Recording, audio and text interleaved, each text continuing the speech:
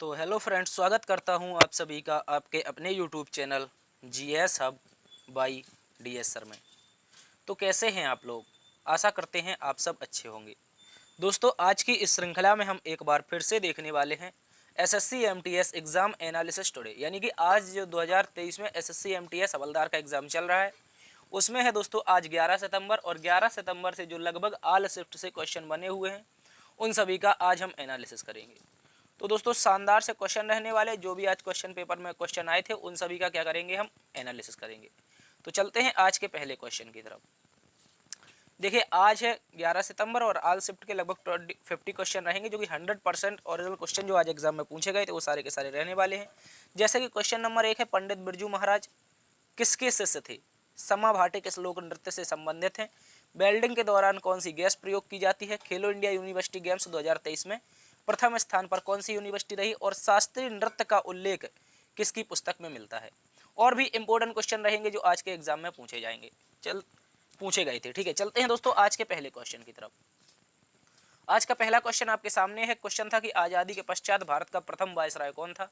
तो दोस्तों, जब भारत को अंग्रेजों से आज़ादी मिली थी तो भारत के प्रथम वायसराय बने थे आज़ाद भारत के लॉर्ड माउंटबेटन। याद रखेंगे, लॉर्ड माउंटबेटन भारत के आज़ाद भारत के प्रथम वायसराय थे, जबकि प्रथम भारतीय जो वायसराय थे ये थे आपके प्रथम भारतीय जो थे ये आपके सी राजगोपालाचारी थे। कौन थे दोस्तों? याद रखेंगे, सी राजगोपालाचारी। बहुत इंपॉर्टेंट क्वेश्चन है, अच्छे से याद रखेंगे। सी राजगोपालाचारी जो थे ये प्रथम क्या थे? भारतीय वायसराय थे, जबकि अंतिम भारत का वायसराय या स्वतंत्र भारत का प्रथम वायसराय कौन था? तो लॉर्ड माउंटबेटन। चलते हैं अगले क्वेश्चन की तरफ। अगला क्वेश्चन दोस्तों आपसे पूछा गया था, गुरचरण सिंह किस खेल से संबंधित है? तो अगर हम बात कर लेते हैं गुरचरण सिंह की, ये दोस्तों हो जाएंगे क्रिकेट के कोच थे। क्या थे दोस्तों? क्रिकेट के एक कोच थे। और दोस्तों इन्होंने 1986 और 1987 में जो विश्व कप 87 में भारतीय टीम खेली थी, इसमें भारतीय टीम के हेड कोच रहे थे। इससे पहले गुरचरण सिंह को द्रोणाचार्य अवार्ड से भी नवाजा जा चुका है। ये भी आप लोग अच्छे से याद रखेंगे। तो क्वेश्चन का आंसर हो जाएगा गुरचरण सिंह क्रिकेट से संबंधित एक कोच है। चलते हैं दोस्तों अगले क्वेश्चन की तरफ। अगला क्वेश्चन दोस्तों आपके सामने है, कह रहा था कि भरतनाट्यम किस राज्य का शास्त्रीय नृत्य है? तो दोस्तों इसका जो राइट आंसर हो जाएगा, भरतनाट्यम के बारे में हमने कई बार चर्चा की है, ये हो जाएगा दोस्तों किसका? तमिलनाडु का। बहुत इंपॉर्टेंट क्वेश्चन है, भरतनाट्यम तमिलनाडु का है। जबकि जो कथकली है क्या है दोस्तों? याद रखेंगे, जो कथकली है ये कहाँ का है? याद रखेंगे, ये दोस्तों केरल का है। इसके अतिरिक्त केरल में एक और होता है जिसका नाम क्या है? मोहिनी अट्टम।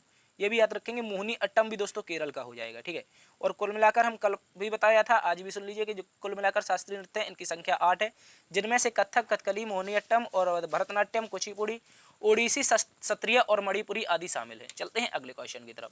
अगला क्वेश्चन दोस्तों सामने है कि कह रहा है पंडित बिरजू महाराज किसके शिष्य थे? तो दोस्तों अगर बात कर लें पंडित बिरजू महाराज की, तो इनके पिता का नाम दोस्तों था क्या? याद रखेंगे, अच्छन महाराज। और ये अपने पिता से ही इन्होंने जो कथक नृत्य था इसकी जो गुरुदक्षिणा ली थी या शिक्षा ली थी, कथक की जो शिक्षा ली थी किससे ली थी? याद रखेंगे, अच्छन महाराज से, यानी कि अपने पिता से ही ली थी। तो ये किसके शिष्य हो जाएंगे? अच्छन महाराज के शिष्य थे। जबकि इनके दो चाचा भी थे, शंभू महाराज और लच्छू महाराज, इन्होंने भी इनको कुछ शिक्षा या दीक्षा दी थी कथक के बारे में। चलते हैं दोस्तों अगले क्वेश्चन की तरफ। अगला क्वेश्चन दोस्तों आपके सामने है, 63rd फिल्म फेयर अवार्ड में पुरुष प्लेबैक सिंगर का अवार्ड किसे मिला है? ठीक है, तो 63rd जो आपका फिल्म फेयर अवार्ड था, इसमें पुरुष प्लेबैक सिंगर का जो अवार्ड था ये अरिजीत सिंह को दिया गया था। किसको दिया गया था? याद रखेंगे, एक मशहूर सिंगर है भारतीय, इनको दिया गया था अरिजीत सिंह को 63rd फिल्म फेयर अवार्ड में प्लेबैक सिंगर का। चलते हैं अगले क्वेश्चन की तरफ। अगला क्वेश्चन दोस्तों आपसे पूछा गया था, भारत में सूचना वित्त का नियामक कौन है? ठीक है, सूचना वित्त नहीं होगा, यहाँ पर क्वेश्चन पूछा गया था कि सूक्ष्म वित्त का। ठीक है, सूक्ष्म वित्त का नियामक कौन है, ऐसा क्वेश्चन आया था। तो याद रखेंगे इसका राइट आंसर हो जाएगा आरबीआई, यानी कि रिजर्व बैंक ऑफ इंडिया सूक्ष्म वित्त का क्या है? नियामक है। अति महत्वपूर्ण क्वेश्चन है, इसको आप लोग अच्छे से याद रखेंगे। ठीक है, तो इसका राइट आंसर क्या हो जाएगा? भारतीय रिजर्व बैंक। चलते हैं अगले क्वेश्चन की तरफ। अगला क्वेश्चन दोस्तों आपके सामने कह रहा है, भारत में कानून बनाने वाली सर्वोच्च संस्था कौन सी है? तो दोस्तों इसका नाम हो जाएगा पार्लियामेंट, यानी कि जो हमारी संसद है ये कानून बनाने वाली भारत में सर्वोच्च संस्था है। इसके 3 अंग हैं। इसके दोस्तों 3 अंग हैं, एक हमारा राज्यसभा हो जाएगा, दूसरा आपका दोस्तों लोकसभा हो जाएगा, और तीसरा क्या हो जाएगा? राष्ट्रपति हो जाएगा। ये भी आप लोग अच्छे से याद रखेंगे, अति महत्वपूर्ण क्वेश्चन है। लोकसभा, राज्यसभा, राष्ट्रपति, ये तीनों के तीनों संसद के अंग हैं, और संसद ही कानून में सर्वोच्च संस्था है जो क्या बनाती है? भारत में कानून बनाती है। ठीक है, चलते हैं अगले क्वेश्चन की तरफ। अगला क्वेश्चन दोस्तों आपके सामने है, कह रहा है कि भारत में पहला जनजातीय खेल कहाँ पर हुआ था? देखिए ये रिपीटेड क्वेश्चन है, इसको याद रखेंगे। ये क्वेश्चन अभी पहले भी एग्जाम में पूछा जा चुका है। तो इसका जो राइट आंसर हो जाएगा ओडिशा हो जाएगा। क्या हो जाएगा? ओडिशा। ओडिशा भारत का पहला जनजातीय खेल क्या है दोस्तों? याद रखेंगे, पहला जनजातीय खेल कहाँ पर हुआ है? ओडिशा में हुआ है। और प्रथम स्थान पर इसमें कौन रहा था? प्रथम स्थान पर भी दोस्तों इसमें ओडिशा के जनजाति रही थी। ठीक है, चलते हैं अगले क्वेश्चन की तरफ।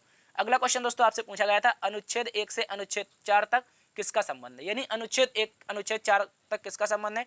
याद रखेंगे ये दोस्तों हो जाएगा हमारा भाग 1। क्या हो जाएगा, भाग 1।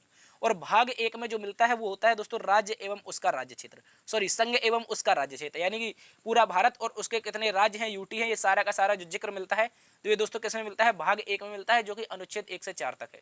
चलते हैं अगले क्वेश्चन की तरफ। अगला क्वेश्चन दोस्तों आपसे पूछा गया था कि समा भाटे, समा भाटे किस लोक नृत्य से संबंधित है। ठीक है, यहाँ पर मिस टाइपिंग में माफी चाहेंगे, क्या था, लोक नृत्य से संबंधित है। ठीक है, ये क्वेश्चन पूछा गया था कि समा भाटे किस लोक नृत्य से संबंधित है, तो इसका राइट आंसर हो जाएगा दोस्तों कथक। और कथक कहाँ पर होता है दोस्तों, याद रखेंगे उत्तर प्रदेश का एकमात्र शास्त्रीय नृत्य है, या पर कह सकते हैं उत्तर भारत का एकमात्र शास्त्रीय नृत्य है। और ये दोस्तों आपका कहाँ पर किया जाने लगा है, अब राजस्थान के कुछ क्षेत्रों में भी किया जाने लगा है। चलते हैं दोस्तों अगले क्वेश्चन की तरफ। अगला क्वेश्चन दोस्तों आपके सामने कह रहा है एशियाई बैडमिंटन 2023 की मेजबानी किसने की थी। जो दोस्तों एशियाई बैडमिंटन 2023 हुआ था इसकी मेजबानी की थी यूएई ने, यानी कि यूनाइटेड अरब अमीरात। क्या हो जाएगा, याद रखेंगे यूएई यानी कि संयुक्त अरब अमीरात ने क्या की थी 2023 में एशियाई बैडमिंटन की मेजबानी की थी। चलते हैं अगले क्वेश्चन की तरफ। अगला क्वेश्चन दोस्तों आपसे पूछा गया था सिंधु घाटी सभ्यता का कौन सा स्थल पाकिस्तान में स्थित है। तो यहाँ पर इसके एग्जैक्टली तो ऑप्शन पता नहीं चले, लेकिन पाकिस्तान में जो सिंधु सभ्यता के स्थल हैं उनमें से हमारा क्या हो जाएगा, सबसे पहले मोहनजोदड़ो हो जाएगा। क्या हो जाएगा, याद रखेंगे मोहनजोदड़ो। और इसके अतिरिक्त दूसरा हड़प्पा है, याद रखेंगे। ठीक है, हड़प्पा भी कहाँ पर है, याद रखेंगे दोस्तों, ये आपका पाकिस्तान में। इसके अतिरिक्त दोस्तों चनहूदड़ो, ठीक है, चनहूदड़ो भी आपका पाकिस्तान में। और दोस्तों कोट दीजी, ठीक है, याद रखेंगे कोट दीजी। ठीक है, कोट दीजी भी कहाँ पर हो जाएगा, याद रखेंगे ये हो जाएगा हमारा पाकिस्तान में। ठीक है, अति महत्वपूर्ण क्वेश्चन है, ये सारे के सारे एग्जाम में पूछे गए थे। चलते हैं अगले क्वेश्चन की तरफ। अगला क्वेश्चन दोस्तों कह रहा है वेल्डिंग के दौरान कौन सी गैस का प्रयोग होता है। तो याद रखेंगे जो वेल्डिंग के दौरान गैस, देखिए दोस्तों अगर हम बात करें वेल्डिंग के दौरान प्रयोग की जाने वाली गैसों के बारे में, तो इसका राइट आंसर हो जाएगा ऑक्सीजन एवं एसिटिलीन। ऑक्सीजन यानी कि O2 और एसिटिलीन दोनों का प्रयोग किया जाता है, इसको याद रखेंगे। ठीक है, इसका जो राइट आंसर होगा ऑक्सीजन और एसिटिलीन वेल्डिंग के दौरान प्रयोग की जाने वाली गैसें हैं, इसको याद रखेंगे। चलते हैं अगले क्वेश्चन की तरफ। अगला क्वेश्चन दोस्तों आपके सामने है, कह रहा है ए मेरे वतन के लोगो गाना किसने गाया था। यहाँ पर क्या पूछा है, ए मेरे वतन के जो लोगो गाना है ये किसने गाया था। तो दोस्तों ये गाना गाया था लता मंगेशकर ने। किसके द्वारा गाया गया था, याद रखेंगे लता मंगेशकर के द्वारा। जबकि यह गाना भारत के जो कवि रहे हैं, सुप्रसिद्ध कवि थे प्रदीप, इनके द्वारा लिखा गया था।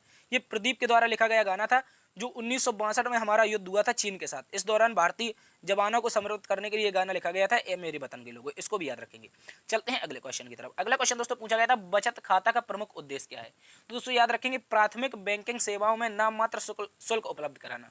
यानी कि जो बचत खाता होता है ये हमें क्या देता है, ये हमें देता है ब्याज। ठीक है, ये नाम मात्र का ब्याज देता है, इसको याद रखेंगे। 0.25% का लगभग हमको क्या देता है, ब्याज देता है। तो बचत खाता का प्रमुख उद्देश्य होता है इस खाते पर हमको टैक्स कम से कम लगे और ज़्यादा से ज़्यादा इस पर क्या मिले, ब्याज मिले। ठीक है, इसको याद रखेंगे। तो सेविंग अकाउंट बैंक में साधारण ब्याज देता है। बैंक में खुलवाए जाने वाले बचत खाते सामान्यतः 3% तक मैक्सिमम ब्याज दे सकते हैं। ठीक है, चलते हैं अगले क्वेश्चन की तरफ। अगला क्वेश्चन दोस्तों आपसे पूछा गया था प्रायद्वीपीय भारत में पश्चिम की ओर बहने वाली नदियां कौन है। ऐसा क्वेश्चन आया था, जो आपका प्रायद्वीपीय भारत है इसमें पश्चिम की ओर बहने वाली नदियां कौन है। तो याद रखेंगे इनमें से जो प्रमुख नदियां हैं ये याद रखेंगे, ये दोस्तों एक आपकी भादर है जो गुजरात में बहती है। दूसरी हमारा दोस्तों याद रखेंगे सतरंजी है। क्या है, सतरंजी है, ये भी गुजरात में बहती है। और हमारी दोस्तों हो जाएगी साबरमती।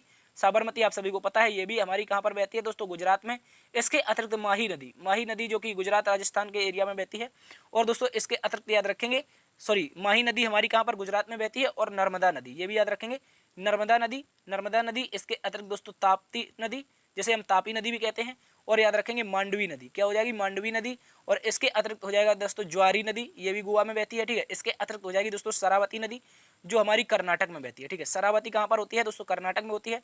इसके अतिरिक्त गंगावेला, ठीक है, गंगा वैली, ठीक है, गंगा वैली नदी जो कि कर्नाटक क्षेत्र में बहती है। जबकि पेरियार और भरतपूजा नदी ये जो हमारा केरल का एरिया है यहाँ पर बहती हैं। तो ये सारी की सारी नदियाँ हैं जो हमारी प्रायद्वीपीय भारत में पश्चिम की ओर बहने वाली नदियाँ हैं। ठीक है, इसको याद रखेंगे, ये पश्चिम की ओर बहने वाली नदियाँ हैं, इनको याद रखेंगे, जिनमें से भादर, सतरंजी, साबरमती, माही, नर्मदा, तापी, मांडवी, ज्वारी, शरावती, गंगावेली और पेरियार तथा भरतपूजा आदि नदियाँ कहाँ पर गिरती हैं, अरब सागर में बहती हैं या पश्चिम की ओर बहती हैं। ठीक है, चलते हैं अगले क्वेश्चन की तरफ। अगला क्वेश्चन दोस्तों हमसे पूछा गया था कि खेलो इंडिया यूनिवर्सिटी गेम्स 2023 में कौन सी यूनिवर्सिटी प्रथम स्थान पर रही है। ठीक है, सबसे पहले याद रखेंगे ये खेलो इंडिया यूनिवर्सिटी गेम्स कहाँ पर हुए। तो दोस्तों याद रखेंगे ये उत्तर प्रदेश में हुए थे। कहाँ पर हुए थे, उत्तर प्रदेश के 4 शहरों में हुए थे। ठीक है, इनको याद रखा है। इसके अतिरिक्त याद रखेंगे पंजाब की यूनिवर्सिटी ने 69 पदक के साथ पंजाब की यूनिवर्सिटी ने 69 पदक के साथ इसमें क्या किया था, प्रथम स्थान प्राप्त किया था। चलते हैं अगले क्वेश्चन की तरफ। अगला क्वेश्चन दोस्तों आपसे पूछा गया था, सुप्रसिद्ध फिल्म बॉलीवुड की जो शोले फिल्म है, शोले फिल्म का निर्देशन किसने किया था, ठीक है। तो अगर हम बात कर लेते हैं शोले का निर्देशन के बारे में, जिसमें जय उर्वीरू और बसंती की कहानी दिखाई गई थी, ये दोस्तों हमारी रमेश सिप्पी के द्वारा क्या की गई थी, निर्देशित की गई थी। इसको भी आप लोग अच्छे से याद रखेंगे। तो शोले के निर्देशक कौन थे, रमेश सिप्पी। इंपॉर्टेंट क्वेश्चन है, अच्छे से याद रखेंगे। चलते हैं अगले क्वेश्चन की तरफ। अगला क्वेश्चन दोस्तों आपसे कह रहा है the story of my experiment with truth. My experiment with truth पुस्तक किसकी है, तो इसका राइट आंसर हो जाएगा दोस्तों महात्मा गांधी। क्या हो जाएगा, महात्मा गांधी की पुस्तक है हमारी माई एक्सपेरिमेंट विद ट्रुथ। बहुत इंपॉर्टेंट क्वेश्चन है, इसको याद रखेंगे। चलते हैं अगले क्वेश्चन की तरफ। अगला क्वेश्चन दोस्तों आपसे कह रहा है लोकसभा के प्रथम अध्यक्ष कौन थे। तो अगर हम बात कर लेते हैं लोकसभा के प्रथम अध्यक्ष के बारे में, तो ये हो जाएंगे दोस्तों जीवी मावलंकर। कौन हो जाएंगे, जीवी मावलंकर दोस्तों लोकसभा के प्रथम अध्यक्ष हो जाएंगे। मोस्ट इंपोर्टेंट क्वेश्चन है, इसको याद रखेंगे। और पहली लोकसभा 15 मई 1952 को क्या हुई थी, डिसाइड हुई थी, ठीक है। इसको याद रखेंगे। पहली लोकसभा 15 मई 1952 को डिसाइड हुई थी। लोकसभा को याद रखना है, ये संसद का निचला सदन है, ठीक है। कैसा है, निचला सदन है। और वर्तमान में इसके जो हेड हैं ये कौन है, याद रखेंगे, ओम बिरला जी, ठीक है। चलते हैं अगले क्वेश्चन की तरफ। अगला क्वेश्चन दोस्तों आपसे पूछा गया था, ये भी रिपीटेड क्वेश्चन था, कह रहा था बाल विवाह निषेध अधिनियम। बाल विवाह निषेध अधिनियम पहली बार कब आया। तो दोस्तों अगर बात कर लेते हैं बाल विवाह निषेध अधिनियम की, ये आया था पहली बार 1929 में। और उस समय दोस्तों याद रखेंगे, इसको हमने क्या नाम दिया था, शारदा एक्ट, ठीक है। क्या नाम दिया था, याद रखेंगे, शारदा एक्ट, ठीक है। शारदा एक्ट ये लागू कब हुआ था, तो याद रखेंगे 1 अप्रैल, ठीक है। 1 अप्रैल 1930 को इसको लागू कर दिया था, ठीक है। ये भी याद रखना है, 1 अप्रैल 1930 को ये लागू हुआ था। और इस दौरान बच्चियों के विवाह की उम्र 14 तथा बच्चों की उम्र की विवाह कितनी रखी गई थी, 18 वर्ष रखी गई थी, ठीक है। लड़कियां यहाँ पर 14 तथा लड़कों की उम्र कितनी थी, 18 वर्ष थी। मोस्ट इंपोर्टेंट क्वेश्चन है, इसको भी याद रखेंगे। चलते हैं दोस्तों अगले क्वेश्चन की तरफ। अगला क्वेश्चन दोस्तों कह रहा है किस रोग के कारण हड्डी हड्डी कमजोर हो जाती है, ठीक है। अगर बात कर लेते हैं ऐसा कौन सा रोग है जिसमें हड्डी कमजोर हो जाती है, तो सबसे पहले तो विटामिन डी के कमी के कारण क्या हो जाती है, हड्डी कमजोर हो जाती है, ठीक है। इसको याद रखना है। इसके अतिरिक्त ये बच्चों में होता है एक रिकेट्स रोग। कौन होता है, याद रखेंगे, बच्चों में रिकेट्स रोग होता है, जिसके कारण हड्डी कमजोर हो जाती है। जबकि वयस्कों में जो 18 प्लस होते हैं, 18 साल से ऊपर की उम्र के होते हैं, उनमें ऑस्टियोमोलिसिस के कारण हड्डियां कमजोर हो जाती हैं। इसको भी आप लोग अच्छे से याद रखेंगे। तो किस रोग के कारण, एक रिकेट्स हो जाएगा, दूसरा ऑस्टियोमोलिसिस। रिकेट्स बच्चों में होता है, जबकि ऑस्टियोमोलिसिस किसमें होता है, बड़ों में होता है, ठीक है। चलते हैं अगले क्वेश्चन की तरफ। अगला क्वेश्चन दोस्तों आपसे कह रहा है पश्चिमी घाट में सर्वाधिक वर्षा होने का कारण क्या है, ठीक है। ऐसा क्वेश्चन आया था कि पश्चिमी घाट में सर्वाधिक वर्षा होने का कारण क्या है। तो याद रखेंगे पश्चिमी घाट इतना ऊंचा है कि यहाँ पर नमी से भरी दक्षिण पश्चिमी हवाएं चलती हैं, जो पूर्व ढलानों तक पहुंचने के लिए रोकता है, ठीक है। पश्चिमी घाट की ये कुछ ऐसा एरिया है पश्चिमी घाट का, इसमें थोड़ी हाइट ज़्यादा है। अरब सागर से जो मानसून उठता है वो यहीं पर जाकर के फंस जाता है, ठीक है। और यहीं पर जाकर फंस जाता है तो यहीं पर क्या कर देता है, नमी के कारण दक्षिण पश्चिमी जो हवाएं चलती हैं पूर्वी ढलानों में पहुंचने पर रुक जाती हैं, ठीक है। और इससे क्या होती है, वर्षा हो जाती है, ठीक है। इसको याद रखेंगे, बहुत इंपॉर्टेंट क्वेश्चन है, अच्छे से याद रखेंगे, ठीक है। चलते हैं अगले क्वेश्चन की तरफ। अगला क्वेश्चन हमसे पूछा गया था एनिमल फार्म। क्या पूछा गया दोस्तों, एनिमल फार्म उपन्यास के लेखक कौन है, ठीक है। एनिमल फार्म की अगर बात की जाए तो इसके उपन्यास के लेखक हो जाएंगे जॉर्ज ऑरवेल। कौन हो जाएंगे, जॉर्ज ऑरवेल। और दोस्तों ये उपन्यास 1944 में इनके द्वारा लिखा गया था। कब लिखा गया था दोस्तों, याद रखेंगे 1944 में इनके द्वारा लिखा गया था। मोस्ट इंपोर्टेंट क्वेश्चन है। चलते हैं अगले क्वेश्चन की तरफ। अगला क्वेश्चन दोस्तों हमसे कह रहा था आज़ादी के पश्चात प्रमुख बंदरगाह आज़ादी के पश्चात मुंबई बंदरगाह के साथ साथ कौन सा नया बंदरगाह का निर्माण हुआ। तो देखिए महाराष्ट्र में पहले से एक बंदरगाह था जैसे मुंबई पोर्ट के नाम से जानते थे, लेकिन मुंबई पोर्ट का जो टोटल काम हुआ, यानी कि जो टोटल भार था, जो वहाँ पर ज़्यादा माल आता था, इस कारण उसका भार कम करने के लिए भारत सरकार के द्वारा जवाहरलाल नेहरू बंदरगाह का क्या किया गया था, विकास किया गया था। ये भी इंपॉर्टेंट क्वेश्चन है, इसको याद रखेंगे। अति महत्वपूर्ण क्वेश्चन है, आज़ादी के पश्चात मुंबई बंदरगाह के साथ कौन सा नया बंदरगाह का निर्माण हुआ, पंडित जवाहरलाल नेहरू पोर्ट को, ठीक है। चलते हैं अगले क्वेश्चन की तरफ। अगला क्वेश्चन दोस्तों, एक क्वेश्चन आया था कि गांधी जी के बारे में कौन सा कथन गलत है। तो गांधी जी के बारे में एग्जैक्टली तो पता नहीं चला है, लेकिन गांधी जी का हम देख लेते हैं जन्म। क्या देखते हैं दोस्तों, जन्म। और जन्म हुआ था इनका 2 अक्टूबर 1869 में। कब हुआ था, 2 अक्टूबर 1869 में इनका जन्म होता है।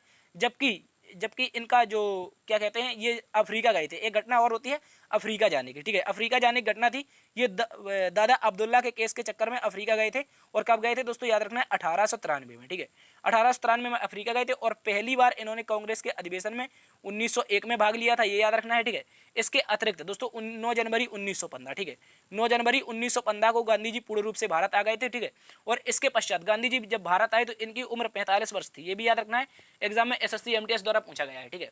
और इसके बाद 1917 में इन्होंने क्या किया था, चंपारण आंदोलन किया था। 1920 में क्या किया था दोस्तों, याद रखेंगे 1920 में असहयोग किया था। और 1924 में इन्होंने कांग्रेस के बेलगांव अधिवेशन की अध्यक्षता की थी। और 1930 में इन्होंने क्या चलाया था, सबने अवज्ञा चलाया था, यानी कि दांडी मार्च वाला, ठीक है। इसको याद रखेंगे। इसके अतिरिक्त गांधी जी ने 1942 में भारत छोड़ो आंदोलन चलाया था। और याद रखेंगे 30 जनवरी 1948 को नाथूराम गोडसे के द्वारा गोली मारे जाने के कारण इनकी क्या हो गई थी, हत्या हो गई थी। ठीक है, इसको याद रखेंगे। चलते हैं दोस्तों अगले क्वेश्चन की तरफ।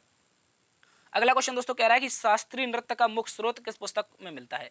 ठीक है, ये जो शास्त्रीय नृत्य होते हैं यानी क्लासिकल डांस होते हैं, इनका जो मुख्य स्रोत है ये किस पुस्तक में मिलता है, तो याद रखेंगे भरत मुनि की एक पुस्तक है जिसका नाम है नाट्य शास्त्र। क्या नाम है दोस्तों, याद रखेंगे नाट्य शास्त्र पुस्तक। कौन सी पुस्तक हो जाएगी, आप याद रखेंगे, मोस्ट इंपोर्टेंट क्वेश्चन है। नाट्य शास्त्र पुस्तक में क्या मिलता है, इनके जो उल्लेख मिलता है इसको याद रखेंगे। नाट्य शास्त्र में मिलता है जो शास्त्रीय नृत्य होते हैं यानी क्लासिकल डांस का उल्लेख। ठीक है, और इसमें कौन से क्लासिकल डांस का उल्लेख मिला था, तो याद रखेंगे सबसे प्राचीन है भारत का भरतनाट्यम। कौन सा हो जाएगा, भरतनाट्यम। ये भी आप लोग अच्छे से याद रखेंगे। चलते हैं अगले क्वेश्चन की तरफ। अगला क्वेश्चन दोस्तों हमसे कह रहा था लंबादी लोक नृत्य, लंबाड़ी या फिर लंबादी लोक नृत्य किस राज्य में मनाते हैं, तो इसका राइट आंसर हो जाएगा आंध्र प्रदेश में। एक जनजाति होती है जिसका नाम है बंजारा जनजाति। क्या होता है दोस्तों, याद रखेंगे बंजारा जनजाति के द्वारा क्या मनाया जाता है, ये मनाया जाता है लंबाड़ी लोक नृत्य। बहुत इंपॉर्टेंट क्वेश्चन, अच्छे से याद रखेंगे। चलते हैं अगले क्वेश्चन की तरफ। अगला क्वेश्चन दोस्तों आपसे कह रहा है 2011 की जनगणना के अनुसार सबसे कम जनसंख्या किस राज्य की है। ठीक है, अगर बात कर लेते हैं 2011 की जनगणना के अनुसार सबसे कम जनसंख्या किसकी है, तो दोस्तों इसका राइट आंसर हो जाएगा सिक्किम। क्या हो जाएगा, सिक्किम की जनसंख्या जो है ये सबसे कम है 2011 की जनगणना के अनुसार। मोस्ट इंपोर्टेंट क्वेश्चन है, इसको याद रखेंगे। चलते हैं अगले क्वेश्चन की तरफ। अगला क्वेश्चन दोस्तों आपसे पूछा गया था नृत्य की फ्यूजन शैली का विकास किसने किया था, तो याद रखेंगे जो डांस की फ्यूजन शैली है इसका विकास किया गया था उदय शंकर के द्वारा। किसके द्वारा, उदय शंकर। और आधुनिक नृत्य का जन्मदाता भी इन्हें ही कहा जाता है। ठीक है, इसको भी याद रखेंगे आप लोग। तो आधुनिक नृत्य का जन्मदाता किसे कहा जाता है, उदय शंकर को कहा जाता है, या फिर कह सकते हैं आधुनिक नृत्य का पिता। क्या कह सकते हैं, आधुनिक नृत्य का पिता, तो ये भी उदय शंकर हो जाएंगे। और इन्होंने फ्यूजन शैली का क्या किया था, विकास किया था। चलते हैं अगले क्वेश्चन की तरफ। अगला क्वेश्चन दोस्तों आपसे पूछ रहा है कौन सा राज्य वकीलों की सुरक्षा के लिए कानून बनाने या पारित करने वाला प्रथम राज्य बन गया है। ठीक है, तो वकीलों की सुरक्षा के लिए पहला कानून किसने बनाया है, तो दोस्तों याद रखेंगे राजस्थान राज्य के द्वारा। किसके द्वारा, राजस्थान राज्य के द्वारा पहला कानून बनाया गया है वकीलों की सुरक्षा के लिए। अति महत्वपूर्ण क्वेश्चन है, एग्जाम में छपने वाला क्वेश्चन है, ये भी आगे रिपीट होने की संभावना है। ठीक है, इसको याद रखेंगे। तो अगला क्वेश्चन दोस्तों हमसे पूछा गया था सर्वेंट ऑफ इंडिया सोसाइटी की स्थापना किसके द्वारा की गई थी, तो सर्वेंट ऑफ इंडिया सोसाइटी की स्थापना की गई थी दोस्तों गोपाल कृष्ण गोखले के द्वारा। किसके द्वारा, गोपाल कृष्ण गोखले के द्वारा। और गोपाल कृष्ण गोखले दोस्तों याद रखेंगे महात्मा गांधी के राजनीतिक गुरु थे। किसके थे, याद रखेंगे महात्मा गांधी के कैसे गुरु थे, याद रखेंगे राजनीतिक गुरु। मोस्ट इंपोर्टेंट क्वेश्चन है, इसको याद रखेंगे। महात्मा गांधी के राजनीतिक गुरु थे। ठीक है, ये याद रखेंगे। और इसके अतिरिक्त गोपाल कृष्ण गोखले ने क्या की थी, सर्वेंट ऑफ सोसाइटी इंडिया की स्थापना की थी। इसके अतिरिक्त आपको बताना है इन्होंने ये स्थापना कब की थी। ठीक है, कब स्थापना की थी सर्वेंट ऑफ इंडिया सोसाइटी की, इसको भी आप लोग अच्छे से याद रखेंगे। तो दोस्तों ये थे आज के टॉप क्वेश्चंस। यदि आशा करते हैं आपको ये क्वेश्चन पसंद आए हैं तो एक बार से क्या कर देना है, सेशन को लाइक कर देना है, दोस्तों में सेशन को शेयर करना है। यदि चैनल पर नए हैं और अभी तक आपने सब्सक्राइब नहीं किया तो इसको सब्सक्राइब कर दीजिए। और जो क्वेश्चन हमने आपसे पूछे हैं इनका आंसर आप कमेंट बॉक्स में छाप के बता सकते हैं। ठीक है, तो अब आप लोगों को सब्सक्राइब जरूर करना है, इसलिए इस तरह के एनालिसिस निरंतर चाहते हैं तो सब्सक्राइब जरूर कर लें। ठीक है, देखते रहिए जीएस अब बाय डीएस सर। बड़ों का सम्मान करना, छोटों को प्यार देना। तब तक के लिए अपना भी ख्याल रखना। मिलते हैं कल एक नई क्लास में नई ऊर्जा के साथ। तब तक के लिए जय हिंद, जय भारत।